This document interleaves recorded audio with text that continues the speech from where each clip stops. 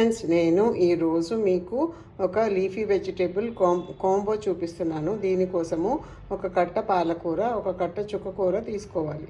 చుక్కకూర పాలకూర చాప్ చేసుకున్నాక కొద్దిగా పసుపు ఉప్పు వేసి వాటర్ వేసి చాలా ఫాస్ట్గా కడిగేయాలి, లేకపోతే వీటిలో విటమిన్స్ అన్నీ పోతాయి.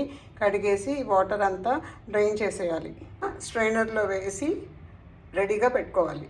తరువాత తగినంత ఉప్పు పసుపు వేసి ఈ ఉల్లిపాయ టమాటాలని మగ్గనివ్వాలి. ఇప్పుడు మనము కట్ చేసి పెట్టుకున్న చుక్కకూర పాలకూరని వేయాలి. ఆకుకూరల ఫ్రైలో ఎప్పుడు కారం వేయకూడదు, సాల్ట్ కూడా చాలా తక్కువ వేసుకోవాలి. మనము ఎండుమిరపకాయలు వేసాం కదా, ఆ కారమే సరిపోతుంది. ఐరన్ కడాయి ఎందుకన్నానంటే ఈ ఐరన్ కడాయిలోని ఐరన్ అంతా కూడా ఈ కర్రీకి, ఈ ఫ్రైకి పడుతుంది. చూడండి, నేను తిప్పేటప్పుడు చూడండి, ఐరన్ కడాయి కింద వైట్గా వచ్చేసిందంటే ఐరన్ అంతా కరిగిపోయిందనమాట ఈ చుక్కకూరకి, ఈ టొమాటో పులుపుకి. సో ఇట్లా చేసుకుంటే బాగుంటుంది, కానీ వెంటనే డిష్ అవుట్ చేసేయాలి.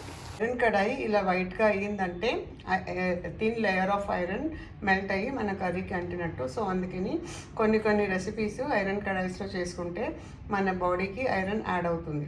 ట్యాంగీ హాట్ పాలక్ అండ్ చుక్కకూర ఫ్రై రెడీ.